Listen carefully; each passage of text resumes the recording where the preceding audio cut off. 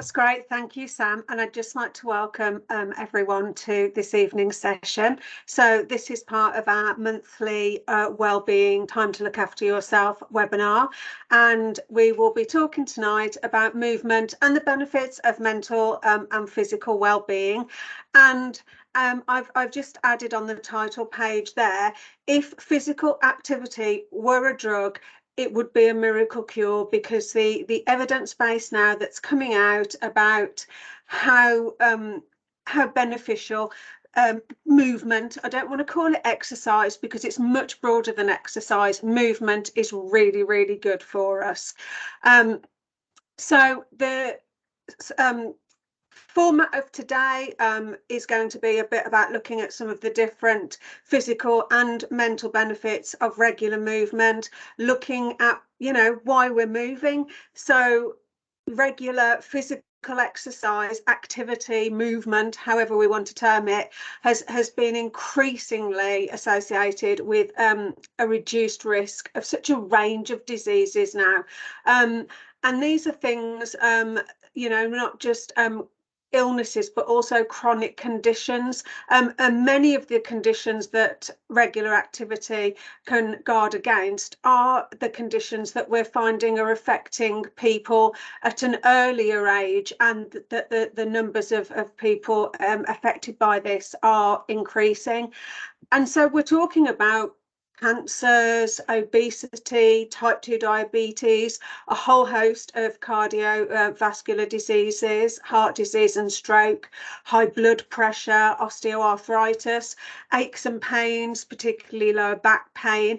And there is an increasing evidence base as well about the benefits of activity and movement on mental health conditions such as depression, anxiety, dementia, asthma and musculoskeletal conditions. So there are loads of reasons why it's really beneficial to get that activity in there.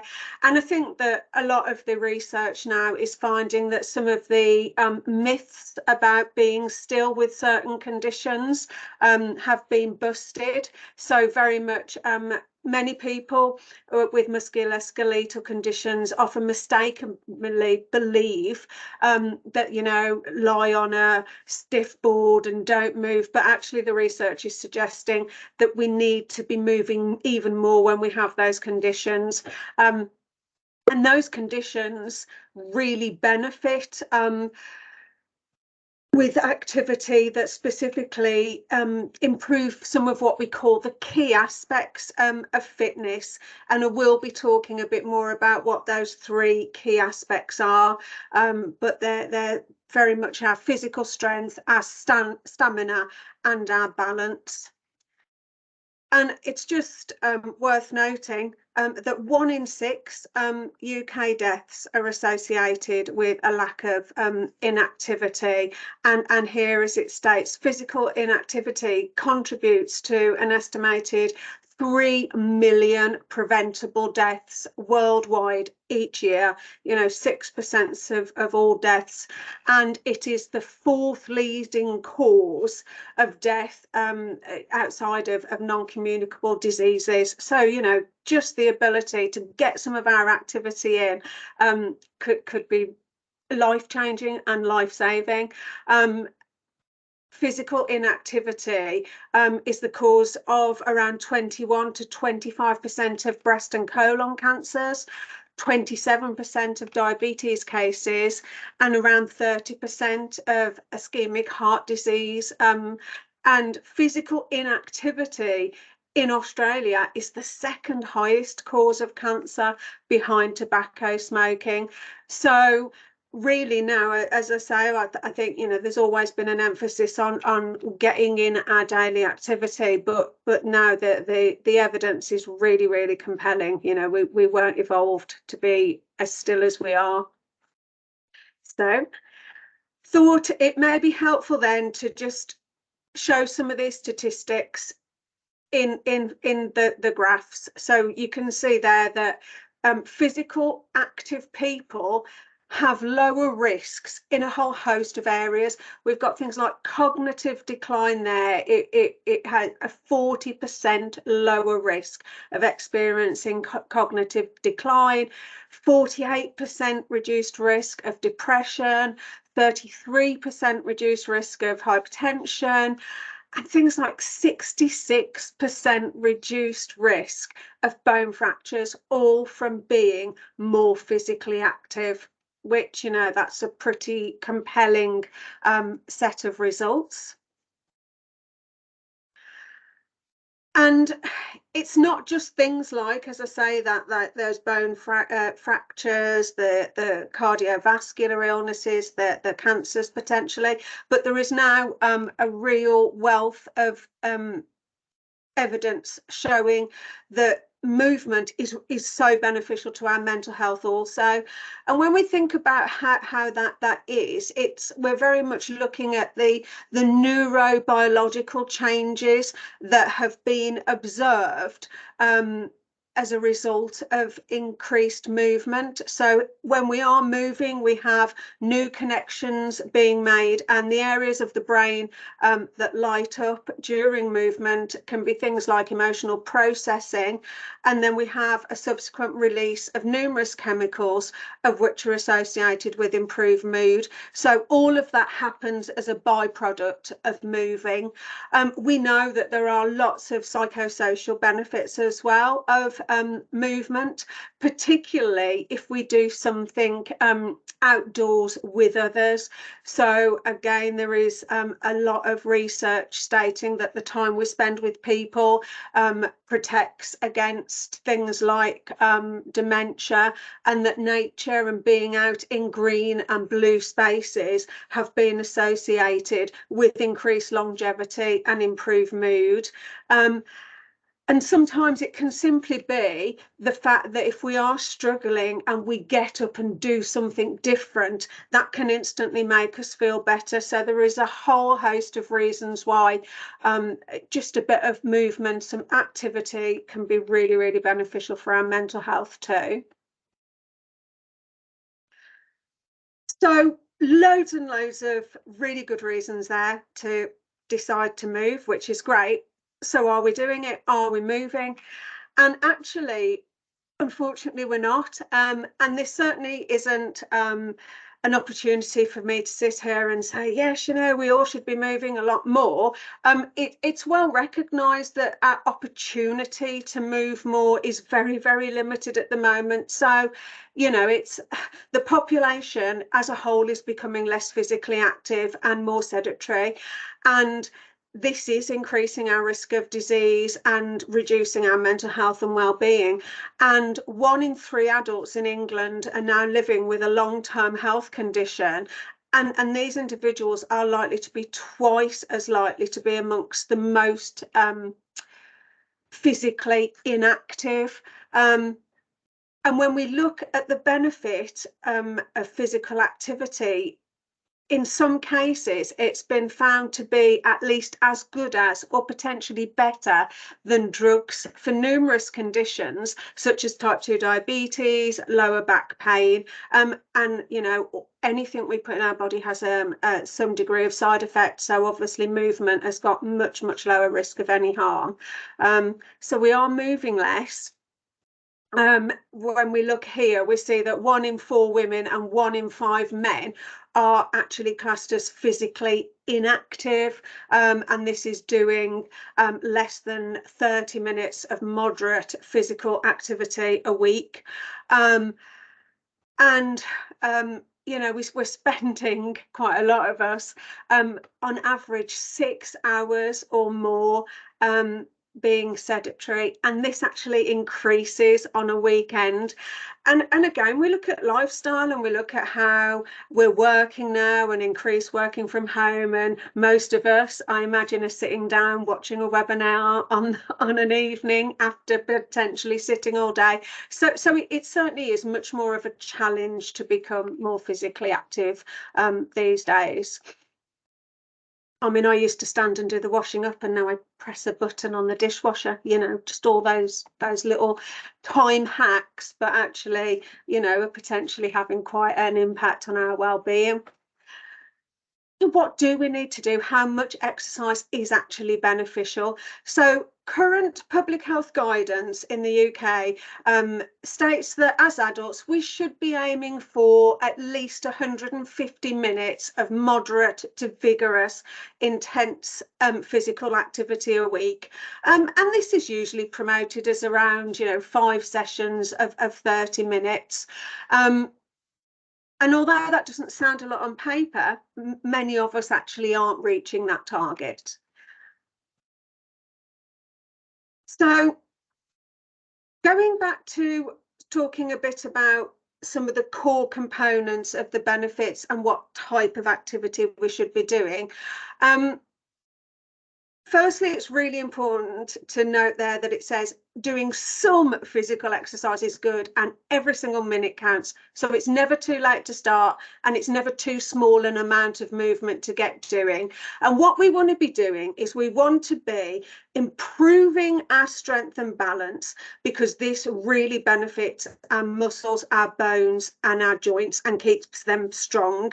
And certainly as we age, having strong muscles, bones and joints is you know, hugely beneficial. And then we'll have a look at what those kind of activities might be examples of. Being then active, so this is your more moderately vigorous exercise, and again, you know, running, swimming. And then the other thing that's really, really important, and this is, you know, backs up what I say about it's not all about exercise, it's breaking up periods of inactivity. So literally standing up from your desk, stretching and sitting back down, you've already achieved that once in a day. If you just do that, if you do that every half hour or every hour, because it's those prolonged periods of sitting that are found to be really, really detrimental to our health and well-being. So I wanted to speak a little bit more about this sitting, and it's, you know, doing a Google search of the potential risk of spending long time sitting. It's actually referred to as the new smoking, because it is potentially very, very bad for us. So guidelines are stating that as adults, we really want to be minimizing the amount of time that we're being sedentary. And you know, can we break up those periods with even just the lightest of movement, physical activity? And there really have been some notable developments in the evidence base here for the health effects associated with sedentary time. And it's suggesting now that sitting time is associated with an increased all-cause and cardiovascular mortality, cancer risk and post-treatment outcomes, including quality of life and prognosis. So, you know, in a whole host of areas now, we need to be, you know, it's compelling. We need to be standing up more. And the reason for this is quite simply in that that's how we're designed. Humans are built to stand upright, and you know, things that we're able to sit on, like sofas and chairs and a whole host of things, are all relatively new contraptions in our history and evolution. So many of our systems, such as our heart, cardiovascular system, our digestion, our bowels, all of these systems work much better and much more efficiently whilst we're standing up. And so when we're sitting for prolonged periods, we can actually experience a weakening and wasting away of the large leg and glute muscles that we have. And these are the muscles that we use for walking and stabilization. So if we're sitting for very prolonged periods and these start to waste away and weaken, then it's not surprising that we're much more likely to become prone to injuring ourselves from falls and strains when we do exercise. And certainly as we age and we have the additional age-related muscle decline, this is why our fragility can be so much more pronounced in older age if we've had a very sedentary life as well. So the movement, even the movement of our muscles, helps our bodies digest fats and sugars that we eat. And again, this is why sitting a lot, so it means our digestion isn't as efficient because it was designed for us to be standing, but also if we're still, we're not digesting, so we retain those fats and sugars in our body. And you know what, the temptation is to think, oh well, it's okay, you know, if I spend a lot of time sitting, I'm going to offset that with a large amount of exercise. Unfortunately, the latest research is saying that you need to offset it about 60 to 75 minutes per day of moderate to intense activity to really combat the dangers of excessive sitting. So, you know, that's considerably more than the guidelines as well. So if we are leading very sedentary lives, we really need to be thinking about how to get as much activity in as possible. So talked a little bit about muscle function and bone health, and I just wanted to, you know, again reiterate that what these areas are used for. I mean, muscle function, it's not going to be a surprise to anyone that it's necessary for us to permit movement and maintain posture, our bone health. This is very much the quality and the capacity of our bones to be able to withstand, you know, load bearing and strength and movement, the mineral content and balance. And this is the performance related to the maintenance of body balance, which we do use while stationary or moving. And so that's just, again, a bit of an explanation going forward in terms of the different types of exercise that will contribute to these core areas. So what counts as strengthening and balance activities? So ideally, we should be aiming to do some sort of muscle strengthening and balance activities at least 2 days a week.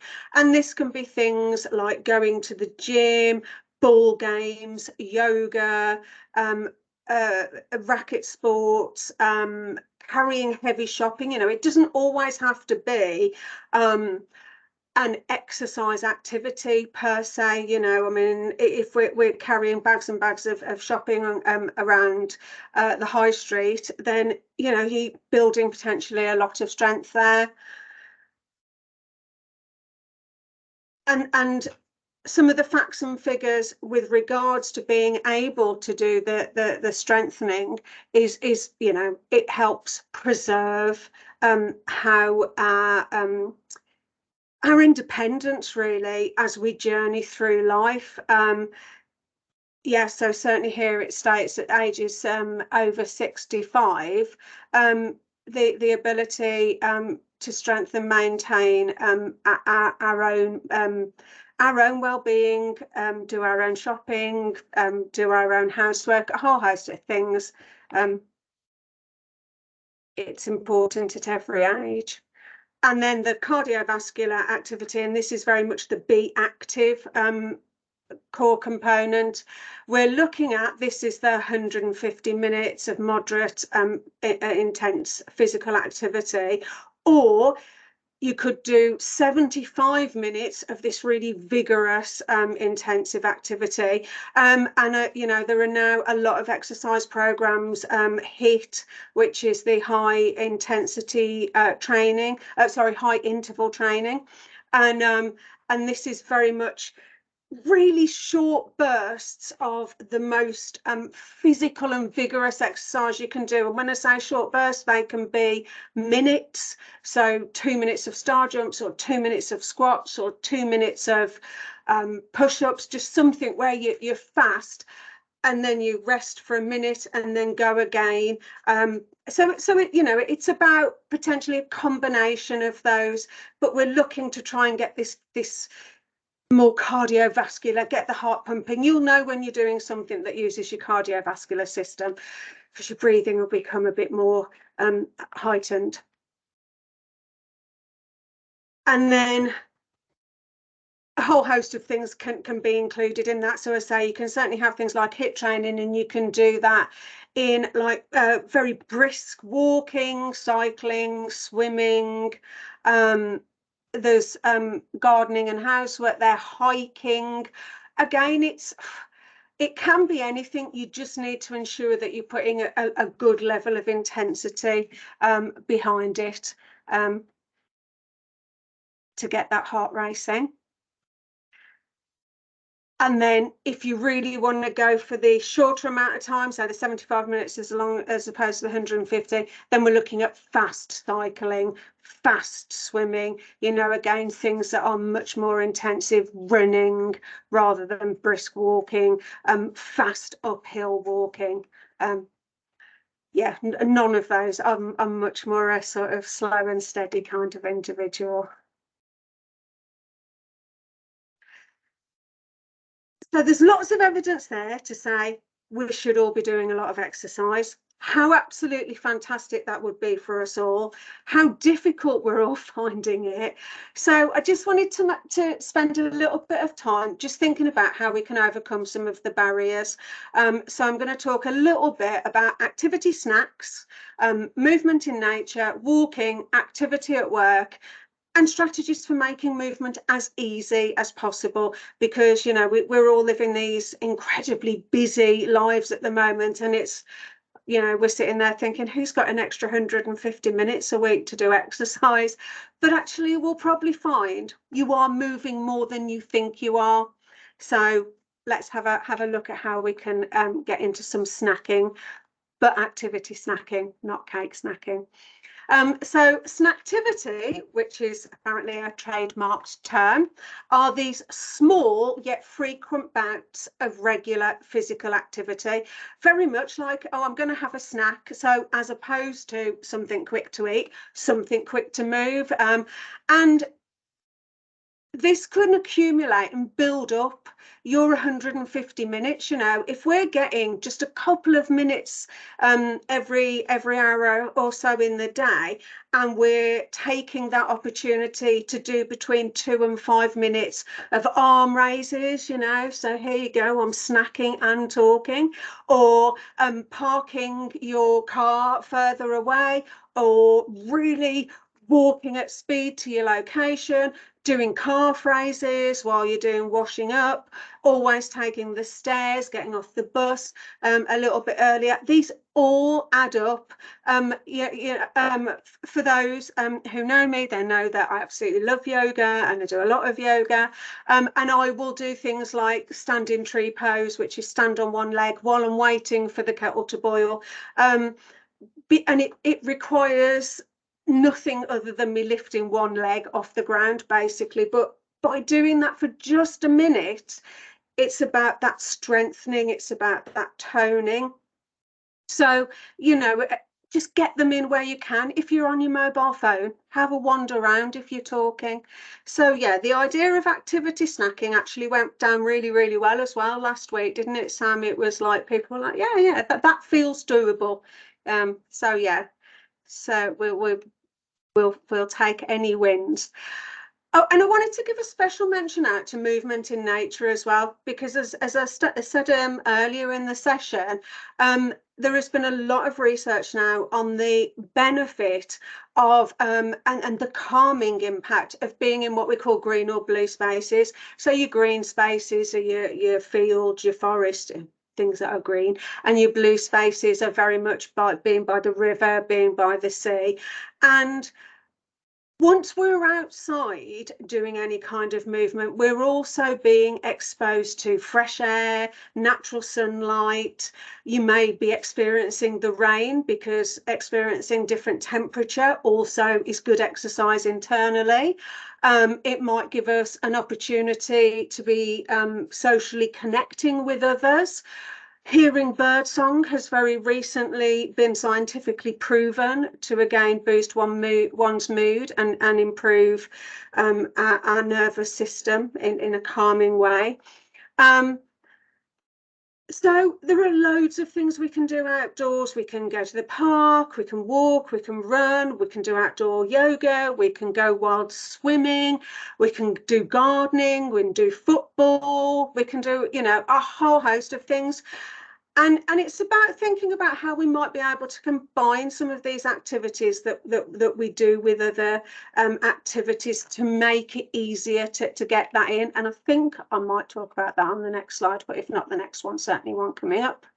Yeah, so and again, brisk walking. I mean, this as you saw earlier counts as potentially, you know, one of those moderately physically intense exercises, and it's really good in terms of increasing physical fitness. And a research study I looked at found that for individuals who were currently completely inactive, the health benefits from just 10 minutes of brisk walking a day for just 1 week were an overall increase in physical fitness, a greater ease of performance in everyday physical activity, improved mood, improved quality of life, increased body leanness and a healthier weight, and a 15% reduction in early risk of early death. And that's 10 minutes of 7 days, you know, so that's again for me really compelling.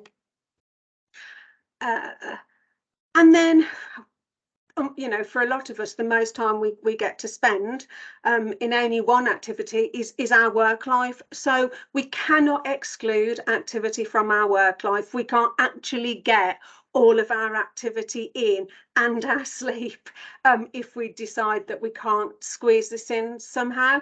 So as I say, if you're able to, when you're on your mobile phone or work phone, can you walk around? Can you stand up while you are reading emails or reports? Can you move your bin further away from your desk so you have to get up to throw anything away? Take the stairs instead of the lift. Walk over and talk to your colleagues rather than emailing them. Take a lunch break away from your desk. Organise walking meetings. I've seen like a group of individuals all like walking along chatting, and actually it can be really quite productive, because again we've seen at the start of the presentation that movement is associated with whole hosts of different areas of the brain lighting up. So, you know, you're getting more oxygenated blood around the body when we're walking. And if we're trying to be a bit more creative or problem solve, then that could be of a benefit there. And just make it as easy as possible. And some of the ways to do this is, you know, if you're initially struggling to find time to do it, put it in your calendar, put it in your diary, schedule that time in, and try and incorporate movement into your lifestyle wherever possible. So if you do socialise and go and meet a friend for coffee, then suggest meeting at the coffee shop in a park or by a green space, so you can walk for 50 minutes and chat away and then have 10 minutes of coffee at the end.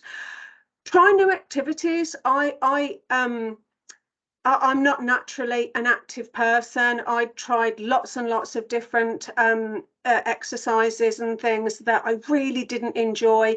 And then there's a few that I've stumbled on and it's changed my life. You know, it's like, wow, yeah, I look forward to going to yoga or going for a walk or a hike. I've never looked forward to running. So I just didn't do it. So again, it's like you don't have to do something you dislike. There is such a range of things out there, and just try lots of new ones. Make it fun rather than a chore. And if your chosen activity requires kit, leave it where it's going to be in the way. So it's a visual prompt, you know, leave your gym bag by the back door or your walking boots or whatever. And I go walking in a morning with somebody else. and it makes it so much easier. They text me and are like, are we going walking this morning? And it makes it so much harder to go, oh no, I'm just going to have another hour in bed. And then you can really encourage one another. Yeah, and I've said about parking further away, taking the stairs.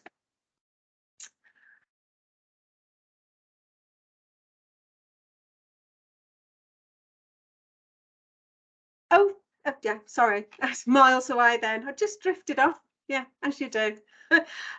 Yeah, so, and I've already said it anyway. So if you meet your friends for a coffee, incorporate a walk. Oh, one of the things that I find really helpful, but again, this might not always be possible, but take what's practical and ditch what isn't. But potentially consider leaving your phone at home when you're going out to do any movement. It's really, really easy for us these days to be like, oh, actually, I've just seen this email or this message and I need to cut this short, whereas actually removing the distraction and really immersing yourself in your experience is much more likely to be successful. And have a realistic and self-compassionate expectation. Don't push yourself too hard. I've been to lots of yoga classes where people have said, oh, I can't do yoga because I can't touch my toes, or I'm not very flexible, or I can't stand on my head. I've never stood on my head. I've never needed to. I've never seen the point. And it's about what feels good and right for you. And, it's any new activity is something to play around with and be curious. And you don't have to be brilliant at it. You just have to do it. The health benefits are there, whether you're rubbish or great. And I find that really reassuring. And recognise that that movement initially, particularly if you don't do something that's physically active, may cause some discomfort and potentially pain. I mean, I would always advocate, if you're in any sort of what we call red pain, where you're like, then stop, don't push past that. But when we're walking and we're like, oh, my legs are really aching, that's okay. That's your muscles working and building up. And try and make it a bit more fun. So set a lifetime goal rather than I'm going to run a marathon by the end of next month. I'm going to walk the distance of the Great Wall of China, and then perhaps do a vision board and mark it off with the family, so it just feels more fun. And then you could set little shorter goals along the way to see where you might be on a world map. And celebrate each success every time you do something, whether you get up and go for a walk in the rain or just do, some seated stretching. Post on social media, or if you're in a team, you could keep an activity chart. Add a token to a jar every time you've achieved one of your shorter goals. And then when you've got so many tokens, treat yourself to a reward. Really be compassionate and kind with this. It's a thing for your own benefit. And at the moment, there are absolutely really, really loads of good resources out there. So we're way into Red January now, but it's never too late to start, which is 31 days of activities. I think I saw Sam had put in the chat that he's going to share all of these anyway. All of these links are live, so you can just tap on there. You can find free and fun local activities in your area. There is free doing our bit physical and mental wellbeing sessions for frontline workers. I've put the email addresses there that can be used in that. There's Park Run. There is Walk 1,000 Miles. I noticed in this week's Monday communications, actually the Trust is encouraging people to sign up to the 1,000 miles, and you can now, I think it's 7 p.m. on a Sunday night. There is a hashtag, I think it's 1,000 miles NHS, but it's in this week's communications that you can sign up to do. There's also, you can sign up to recreate in miles the number of miles that Bilbo and Frodo and the other hobbits did, and get Middle-earth medals as well. So there's loads of different ways to encourage us to just get into that movement.